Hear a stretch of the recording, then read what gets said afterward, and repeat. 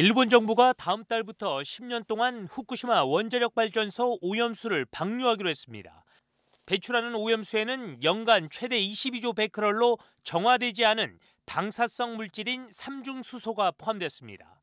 방류된 오염수는 해류를 통해 북태평양 전체로 확산되고 제주를 비롯한 우리나라 해역에는 5년 후부터인 오는 2028년부터 본격적인 영향을 줄 전망입니다. 한국해양과학기술원과 한국원자력연구원이 제주에서 열린 방재학회 학술대회에서 이 같은 내용이 담긴 후쿠시마 오염수 해양 확산 시뮬레이션 결과를 발표했습니다. 원전 오염수로 우리나라 관할 해역에 유입되는 방사능 물질인 삼중수소의 농도는 세제곱미터당 약 0.001 베크럴 정도로 분석됐습니다.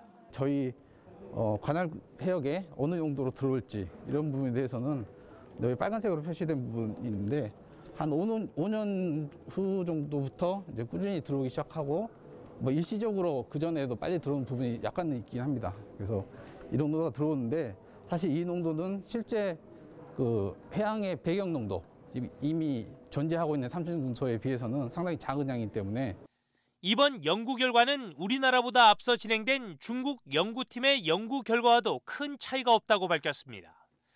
하지만 연구기관 관계자들은 이번 연구가 일본 원전 오염수 방류로 인한 방사성 물질인 삼중수소의 농도 변화에 한정된 연구 결과라며 오염수 자체가 수산물 등 해양 생태계 전체에 어떤 영향을 미치는지에 대한 연구 결과는 아니라고 설명했습니다. 또 방사성 물질 유입 시기와 농도는 해류 등에 영향을 받는 만큼 이에 대한 정밀한 연구가 필요하다고 덧붙였습니다. 이번 시뮬레이션은 해수 중에 있는 삼중수소에 대한 시뮬레이션입니다. 그래서 이미 뭐 아시다시피 삼중수소 자체는 해수에 이미 있는 부분도 있고 거기에 이제 추가적으로 얼마 되는지 어떻게 확산되는지에 대한 시뮬레이션이고 이제 뭐 생태계 영향이라든지 이런 부분은 이 연구에서는 포함되어 있지 않습니다. 앞으로 연구해야 될 부분일 걸로. 일본이 후쿠시마 원전 오염수를 방류할 경우 미량이지만 방사성 물질인 삼중수소의 유입 가능성이 국내 연구기관에서도 확인된 만큼 수중 생태계에 미칠 영향에 대한 연구 필요성이 시급해지고 있습니다. KCTV 뉴스 이정훈입니다.